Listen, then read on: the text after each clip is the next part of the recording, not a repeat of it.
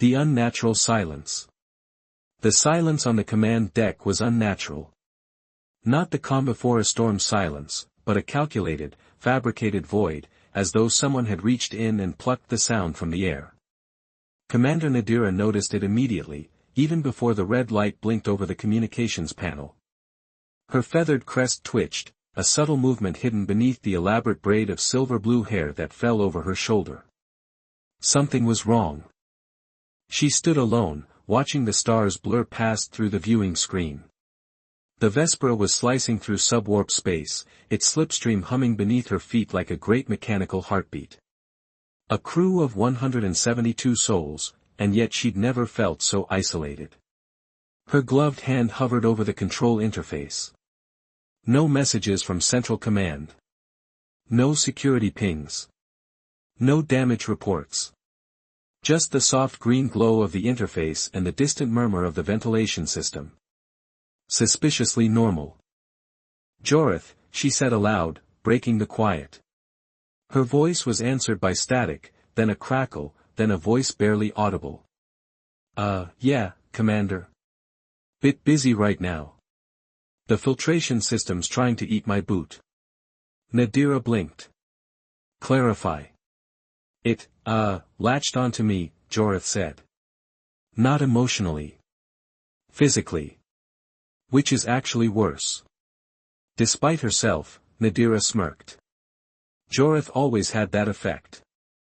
The only human technician aboard a ship full of her people, the Towery, proud, sharp-minded, disciplined to a fault, and there was Jorith. Perpetually wide-eyed. Perpetually oil-stained. Perpetually unbothered by authority unless it involved accidentally short-circuiting it. He was also the only one on the ship who called her naughty once by mistake and lived to tell the tale. She tapped the comm again. "Once you win the emotional battle with the air filter, meet me on the bridge. Something feels wrong." There was a beat of silence, then, on a scale of, someone mislabeled the snack rations to, hull breach, where are we? Hovering at, mutinous intent. Got it. Grabbing my wrench. She cut the comm and turned back to the main screen, watching a cluster of stars spin past like scattered embers. A tightness pulled at her chest. Not fear. Instinct. Towery commanders didn't survive long if they ignored it. Footsteps approached. Not the panicked shuffle of an engineer late for duty, but precise, purposeful. Nadira didn't turn. "You're early, Jorith." "I'm not Jorith." She turned then, slowly. Her second-in-command, Reichel, stood there, all angles and arrogance, his uniform pristine. His hand rested lightly, too lightly, on the sidearm at his hip. Her heart sank. "Protocol requires you announce yourself on entry." He smiled, sharp and cold. "We're past protocol, Nadira." Behind him, 5 others emerged, bridge crew. All Towery. All once loyal. The silence returned, only this time it pressed against her like a vice. "Explain this," she said, though she already knew. Reichel stepped forward, unholstering his weapon with the casual elegance of a man who'd rehearsed this moment in the mirror. "You've led us down the wrong path. Aligning with humans. Defying orders. Preserving weaklings like that maintenance rat." "Say his name again," she said softly, "and I'll pull your tongue through your ear canal." Reichel's lips curled. "Still noble. Still stubborn. But you've made your choice." He fired. It wasn't fatal, not immediately. Plasma grazed her side, slicing through her uniform, burning flesh with an acrid hiss.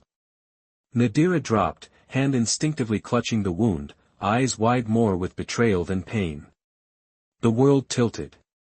She tried to push herself up, but the room spun. "You were never one of us," Reichel said, his voice now distant, distorted. "You're a relic. And relics don't belong on the bridge of the future." Her vision dimmed. She heard footsteps fading. Fleeing. Cowards. Traitors. Her hand slipped in her own blood, fingers trembling. The stars outside blurred into white streaks. Somewhere deep in the bowels of the ship, an alarm flickered weakly. No backup came. Except. Commander? You there? I'm picking up weird readings, and there's a lot of blood on my screen. Not mine, I swear. I'm fine. Mostly. But, She wanted to speak, but her throat tightened. The pain came in waves now, hot and pulsing. Then he was there. A clatter. A curse. The unmistakable sound of someone tripping over a hazard cone. Jorith skidded to her side, eyes wide behind scratched goggles. Oh stars, he breathed. You're bleeding. A lot. I mean, not to be dramatic, but like, impressive levels. She blinked up at him. Took you long enough. I was wrestling a fan, he muttered, digging through his satchel. And I mean that literally. I think it won. Blood stained his hands as he tried to stem the wound. His grip shook, not from fear but from sheer panic. Okay. Don't die. Please don't die. I haven't memorized the medical manual past chapter 2, and chapter 2 is mostly about sneezing etiquette. She reached up, her hand brushing his wrist. His skin was warm, trembling. They all left, she whispered, her voice cracked. But you stayed. Joritha's breath hitched. Of course I did, he said, voice soft. What kind of guy lets his commander bleed out alone? Plus, who's going to keep the rest of these Tauri from turning the Vespera into a galactic disaster movie? She tried to laugh, coughed instead. He tore a strip from his own uniform, pressing it against her side. You're going to be okay. I got you. And I've got duct tape, so we'll figure it out. Darkness tugged at her vision, but she clung to his voice. It was ridiculous, the situation, the odds, but there on the cold floor of the bridge, with stars racing by and betrayal burning in her side, Commander Nadira realized something strange. She trusted him. Not because of duty. Not because of war. But because he stayed. The hidden refuge. Darkness ebbed and flowed behind her eyes like a tide, cold and slow, occasionally receding just long enough for a pinprick of reality to surface, a metallic rattle, a fluorescent flicker, the soft hum of a recycling vent. Nadira drifted in that liminal place between pain and sleep, conscious only of the quiet rhythm of footsteps and the antiseptic tang of field-grade med gels smeared across her skin. When she finally surfaced fully, she was lying on a narrow cot wedged between two humming reactor conduits. The walls around her were lined with spools of cable, stacks of unlabeled circuit boards, and a surprising number of snack wrappers. She stared at the ceiling, sheet metal painted with lazy stars in permanent marker, and frowned. Why am I in your trash closet? She croaked. Joritha's voice emerged from somewhere behind a pile of fusion batteries. It's not a trash closet. It's the maintenance nerve center. Also, technically this is Deck 17's power alcove, but I've annexed it for morale purposes. She tried to sit up. Immediate regret.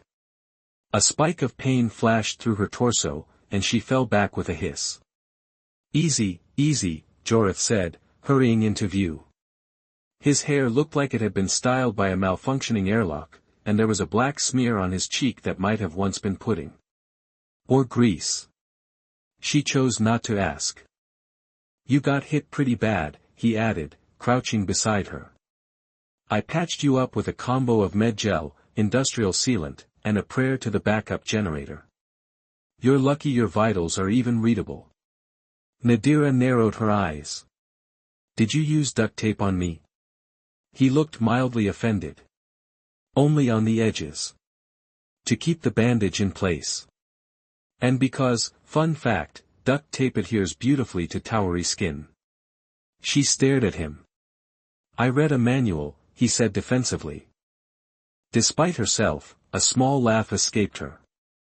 Then she winced. That laugh just cost me 3 ribs. Worth it, he said, smiling. Still got it. Nadira glanced around the room. There were makeshift security sensors rigged from leftover ship parts, an old food dispenser humming ominously in the corner, and what looked like a repurposed droid head plugged into a portable terminal. This place looks like a junkyard. Had a nervous breakdown. Thank you, he said, beaming. High praise. Her expression sobered. How long was I unconscious? About 6 hours. I figured if the bleeding stopped and you started growling in your sleep, you were probably on the mend. And the ship? He hesitated. Reichel's got the bridge locked down. He's broadcasting to the rest of the crew that you suffered a critical systems failure, which is a classy way to say he tried to vaporize you and lie about it. Most of the crew went along with it. Some out of fear, a few, I think, actually believe him. Nadira's jaw tightened, but Jorith continued, lowering his voice. I'm tapped into the secondary relay grid. I've got eyes on half the ship through maintenance subnodes. Nobody's found this place yet. Probably because it smells like battery acid and sadness. She looked at him. You risked exposing yourself by accessing those systems. Well, yeah. I mean, if I didn't, who was going to save you? Commander Sparkle Eyes over there with a fancy jawline and mutiny complex? Nadira raised an eyebrow. You think Reichel has sparkly eyes? He flushed. I meant intimidating. And annoyingly symmetrical. I hate that guy. A silence settled between them. Not tense. Just thoughtful. Nadira stared at the ceiling again, tracing the wobbly stars he'd drawn. Her gaze softened. I thought I was dead. Jorith nodded. You were, kind of. But I wasn't going to let that be the ending. Felt too unsatisfying. She turned her head slightly. You stayed. Of course I stayed, he said, his voice quiet now. You're the only person on this ship who talks to me like I'm not a malfunctioning mop. And besides, I've always wanted to be in a dramatic resistance. Secret hideout. Rebellion against injustice. All that. Be careful, she said dryly. It's mostly blisters and dehydration. Yeah, he grinned. But also snacks. I mean, look. He pulled a ration pack from under the cot. This one expired 6 years ago. You can smell the radiation. Charming, she muttered. Joritha's smile faded slightly. Look, I know I'm not a soldier. Or strategist. Or, you know, tall. But I've got tools, access codes, and I know the ship's guts better than anyone. You give me a plan, I'll make it happen. Nadira studied him. Messy hair. Smudged skin. Nervous fidgeting. Not exactly inspiring in the way war heroes were supposed to be. But underneath all that, there was steel. Quiet. Unpolished. And maybe wrapped in layers of sarcasm. But steel nonetheless. I don't have a full plan yet, she admitted. That's okay, he said. I brought extra duct tape. She almost smiled again. We'll need a way to reach the auxiliary systems deck. From there, I can override the bridge lockdown. Jorith brightened. Perfect. That's right near my old nap spot. I've got a route mapped. Nobody uses the steam tunnel since the time I accidentally rerouted the hot water through the hydroponics lab. Tomatoes still haven't forgiven me. Nadira tried to sit up again. This time Jorith helped her, gently. She bit back a grimace and steadied her breath. All right, she said. We take back my ship. We expose Reichel's betrayal.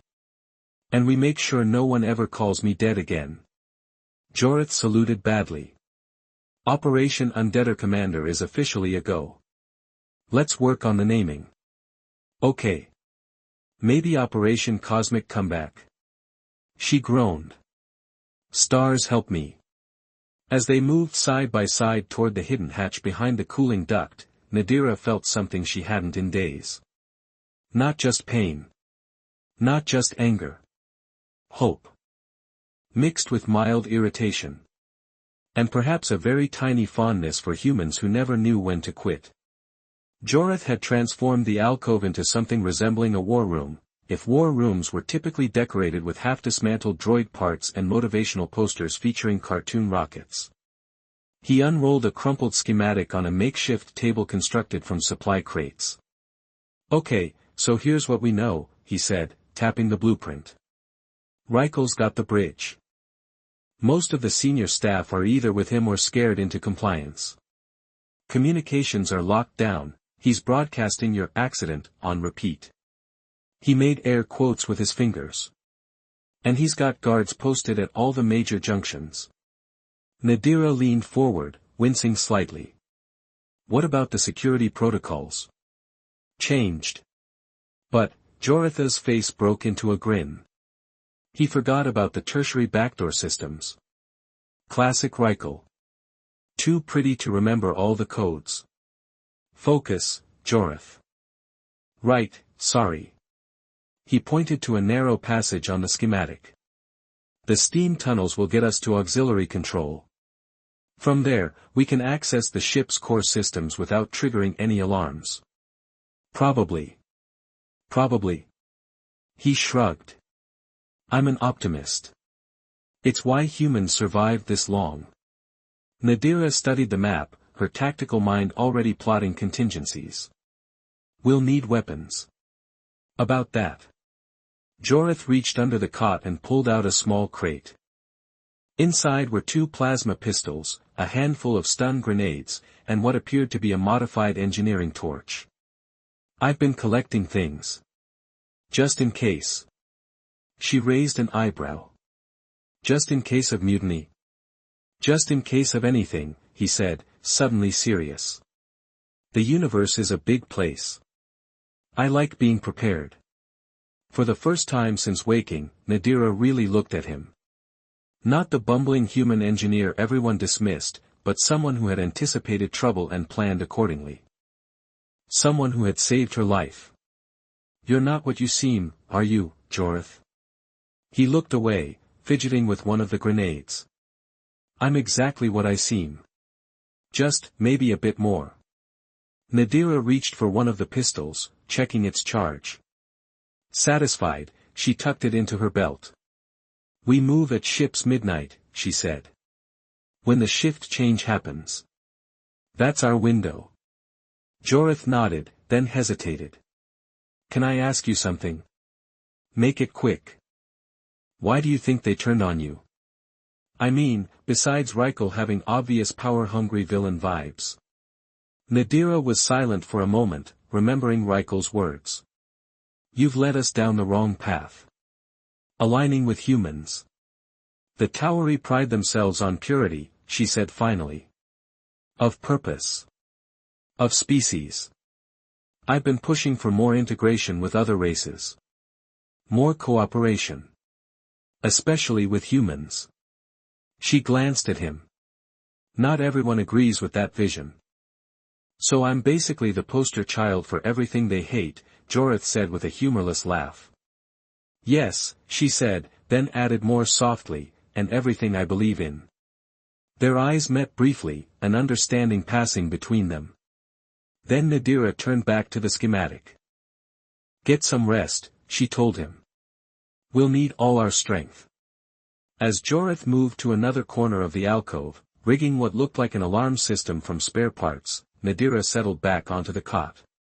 The pain in her side had dulled to a persistent ache, manageable, but a constant reminder of betrayal.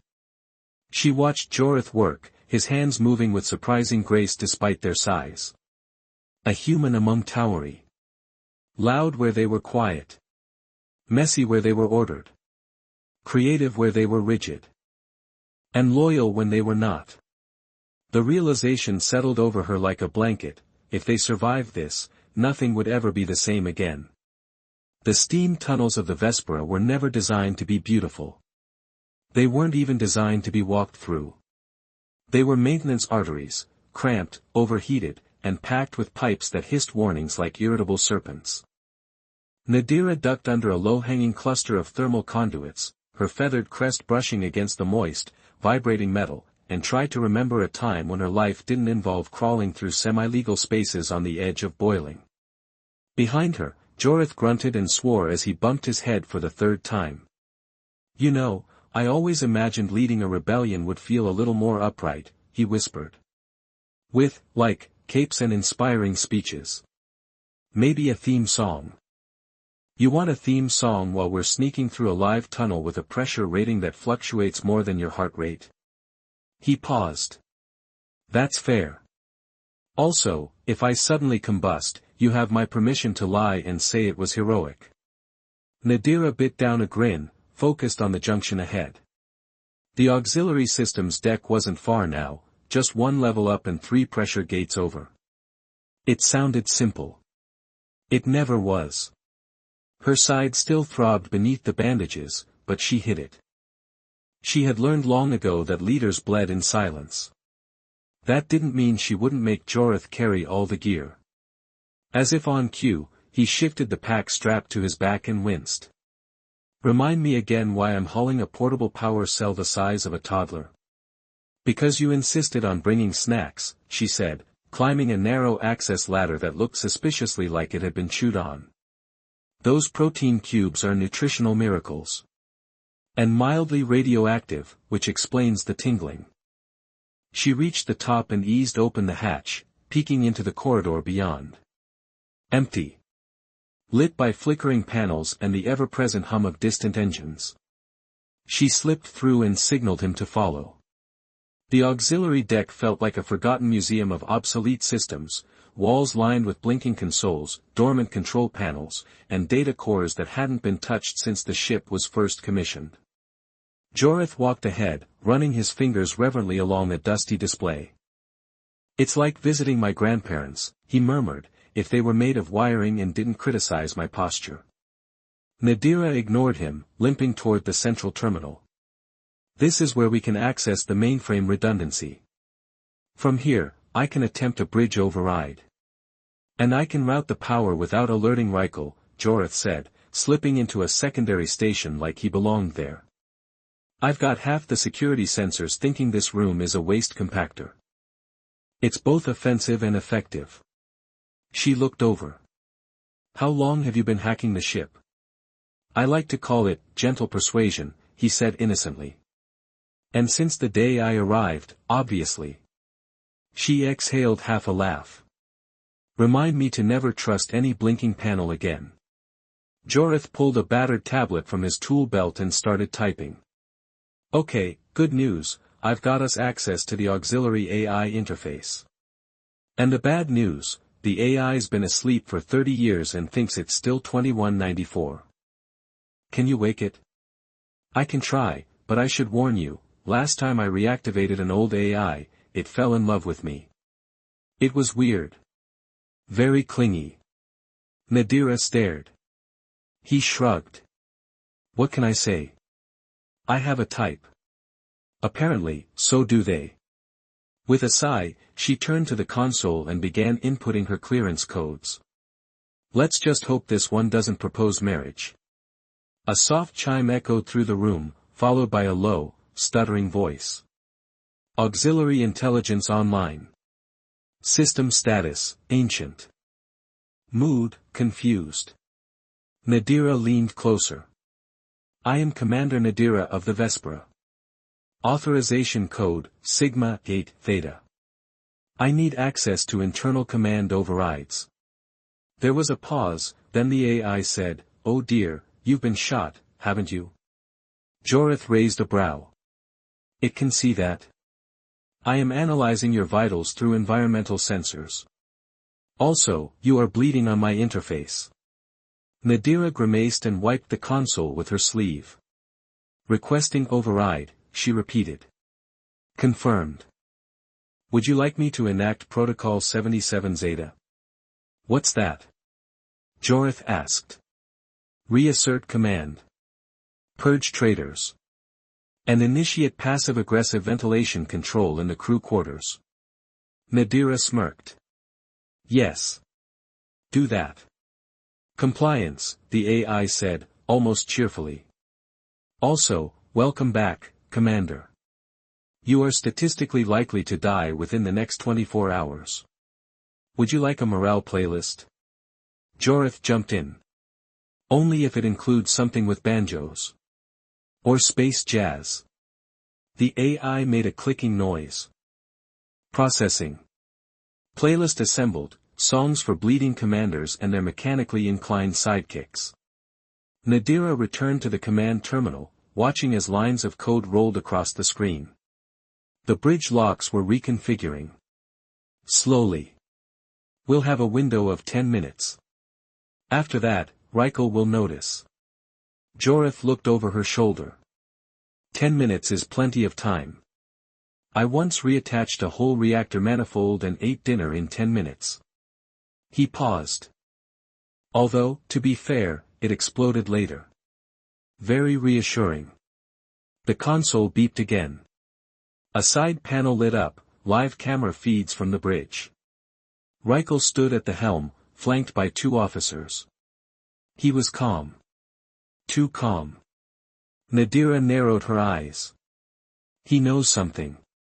Probably suspects something, Jorith replied. But he doesn't know we're waking up obsolete AI grandpas to fight him. Nadira touched the wound at her side, still raw, still burning. He took my crew, she said quietly. But he doesn't get to take my ship. Jorith looked up from the cables he was splicing. We'll take it back.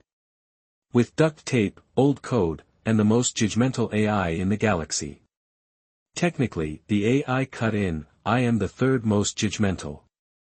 The 2nd was decommissioned for SAS. Nadira stared at the flickering screen, stars still visible beyond the bridge. She hadn't felt this clear in days. Betrayal had cut deep, but it hadn't severed her purpose. She glanced at Jorith. Let's prep the jump. Tomorrow, we take the bridge. He grinned. And if we fail? She slid a plasma cell into her sidearm and stood up slowly. Then we make it the most inconvenient failure they've ever seen. There was something deeply wrong about creeping through your own ship like an intruder. Every panel passed, every junction she recognized, now felt like a memory twisted into a weapon. The Vespera, once an extension of her will and command, now felt alien. Muted. Untrustworthy. The bridge was only 3 corridors away. Of course, those 3 corridors were patrolled, camera-monitored, and laced with biometric locks designed by someone with a personal vendetta against convenience. Thankfully, Jorith had a toolkit, a smirk, and a long-standing habit of cheating at security systems. Fun fact, he whispered, kneeling under a panel and pulling out a wire that sparked indignantly, if you reverse the polarity on a classy sub-circuit and whisper sweet nothings to it, you can convince it to forget who it's loyal to. Nadira peered down the hallway. And if it explodes? Then we lie. Heroic malfunction. I was saving a puppy. In space. She exhaled sharply, possibly a laugh, possibly frustration. It was hard to tell these days. Jorith stood, brushing dust from his coveralls. All right, the cameras think this hallway is empty, which is kind of poetic if you think about it. I'm not in a poetic mood. Then let's call it a sarcastic stealth mission. Way more on brand. They moved together in silence, their footsteps muffled by the tension in the air and the padded floor of the command spine. Nadira's wound throbbed with every step, but she ignored it. Her mind was clearer than it had been since the mutiny. Focused. Calculating. A different kind of sharp. Okay, Jorith whispered as they reached the outer access hatch, so here's the thing about the bridge. There's always a thing, isn't there? This one's fun, he said brightly. Reichel's changed the entry protocol. It needs 2 senior officers' biometric signatures. Nadira's jaw tightened. And I'm the only senior officer we have. Well. Jorith dug into his pocket and pulled out something that looked disturbingly like a severed finger. Nadira's eyes widened. Relax, it's synthetic, he said, noticing her expression. I borrowed Lieutenant Trava's genetic template from the medical database. The AI helped fabricate this little masterpiece. You cloned a finger. I prefer, tactically replicated a digital key. Sounds less creepy. Before she could respond, the ship's lighting dimmed briefly, once, twice. A system reset. Their window was opening. Now or never, Jorith said, suddenly serious. Are you ready? Nadira nodded, drawing her weapon. Place your palm on the scanner. I'll do the same. When the door opens, I go high, you go low. Classic. I like it. They positioned themselves on either side of the hatch. Jorith counted down silently with his fingers. 3. 2. 1. Both pressed their palms to the scanner, Nadira's living flesh, Jorith's holding the synthetic digit against the second pad.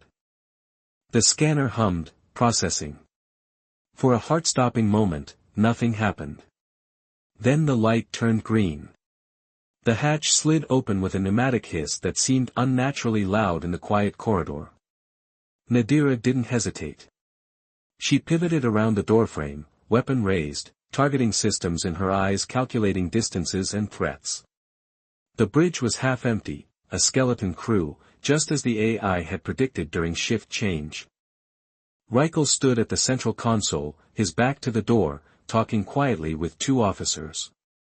He turned at the sound of the hatch, his expression shifting from confusion to rage in the space of a heartbeat. Impossible, he hissed. Improbable, Nadira corrected, her weapon steady. Not impossible. Jorith slid in beside her, his own pistol aimed at the nearest security officer. Hi. Remember me? The maintenance rat? The bridge crew froze, caught between conflicting loyalties and the very real presence of plasma weapons. Reichel's hand crept toward his sidearm. I wouldn't, Nadira said softly. Contrary to your broadcast, I'm very much alive. And very much still your commander. Not anymore, Reichel snarled. The crew knows what you are, a traitor to our kind. Mixing with humans. Diluting our purpose. Says the man who shot his commanding officer in the back, Jorith muttered. Reichel's eyes flashed. You don't belong here, human. Neither does she anymore. With a flick of his wrist, Reichel revealed a small device in his palm, a dead man's switch. One wrong move, and I vent half the ship. Including your precious maintenance tunnels. Nadira's blood ran cold. She hadn't anticipated this level of desperation. You would kill your own people. To preserve our purity. Without hesitation. The moment stretched, taut as a wire. Nadira calculated the distance between them, the reaction time needed. Too slow. She couldn't reach him before he triggered the device. But Jorith was already moving. Not toward Reichel, toward the auxiliary panel beside the door. His fingers flew across the controls, inputting a sequence Nadira didn't recognize. What are you doing? Reichel demanded. Jorith didn't look up. Something incredibly stupid or incredibly brilliant. I haven't decided yet. The lights on the bridge flickered. Once. Twice. Then died completely. Darkness swallowed them whole for 3 heartbeats before the emergency lighting kicked in, a dim, red glow that cast everyone in blood-tinged shadow. Power cut, Jorith said, still typing. Including to all automated systems. Including your little dead man switch. Fun fact about venting systems, they need power to operate. Reichel's face contorted with rage. He lunged, not for Nadira, but for Jorith. You filthy human. Nadira moved without thinking, intercepting Reichel mid-stride. The impact sent pain lancing through her wounded side, but adrenaline pushed it away. They collided, grappling for control, tumbling across the command platform. Reichel was strong, towery muscle density was legendary, but Nadira had something more powerful than physiology. She had purpose. With a move taught in the academy but refined in real combat, she twisted, using his momentum against him. His arm bent at an unnatural angle. There was a snap, not bone, but cartilage. Reichel howled. Around them, chaos erupted. Officers choosing sides, weapons drawn. Joreth had tackled one of Reichel's loyalists, his human bulk an unexpected advantage in close quarters. Nadira slammed Reichel's head against the floor, once, twice. Not to kill. Just to subdue. When he stopped struggling, she pulled herself upright, breathing hard. "Computer," she called out. "This is Commander Nadira. Authorization code, Omega Proxima 7. Shipwide broadcast." The AI's voice responded immediately. "Broadcast ready, Commander. Also, your vital signs are concerning." "Ignore that," she said, wincing as she straightened. "To all crew of the Vespera. This is your commander speaking. There has been an attempted mutiny led by Second Officer Reichel. It has failed. I am resuming command effective immediately." She paused, looking around the bridge. Most of the officers had surrendered, weapons lowered. One or two still looked defiant but unwilling to make a move. "Report to your stations. Those who participated in the mutiny will be confined until we reach Starbase 9. Those who stood aside will be evaluated. This ship continues its mission, a mission of exploration and cooperation between all species." She cut the broadcast, suddenly exhausted. The adrenaline was fading, leaving behind the raw pain of her reopened wound. Joreth appeared at her side, looking only slightly battered. "That was some speech. Very commanding. I almost saluted, and I don't even know how." "Is he secured?" she asked, nodding toward Reichel. "Trussed up like a festival roast. The others too?" She nodded, then swayed slightly. Joretha's arm shot out, steadying her. "Whoa there. Maybe sit down before the heroic standing turns into unheroic fainting." She allowed him to help her to the commander's chair, her chair. As she sank into it, the familiar contours welcomed her back. The bridge around her was damaged, panels sparked, but it was hers again. "You know," Joreth said, leaning against the console beside her, "for a minute there, I thought we were actually going to die." "Just a minute. Your optimism is relentless." He grinned. "Part of my charm." She looked at him, really looked at him. Disheveled. Smudged. A bruise forming on his jaw. Utterly human. "Thank you," she said quietly. "For staying." "Always," he replied, and for once, there was no joke, no deflection. Just a simple truth between them. Around them, loyal crew members were returning to the bridge, taking their stations. The ship was coming back to life, systems rebooting, communications restored. Nadira gazed out at the stars beyond the viewing screen. Her ship. Her crew. Not all of them, but enough. And one human who had proven more loyal than all her own kind combined. "Set course for Starbase 9, she ordered, her voice steady despite the pain. "And Joreth?" "Yes, Commander. When we get there, I'm buying you a new toolkit. One without duct tape." He laughed. "No promises about how I'll use it." As the Vespera's engines powered up, humming through the deck beneath her feet, Nadira felt something shift inside her. The betrayal would always be there, a wound that might heal but would leave a scar. But alongside it now was something else. Something unexpected. A bridge between worlds. A path forward. And perhaps, just perhaps, a new definition of loyalty.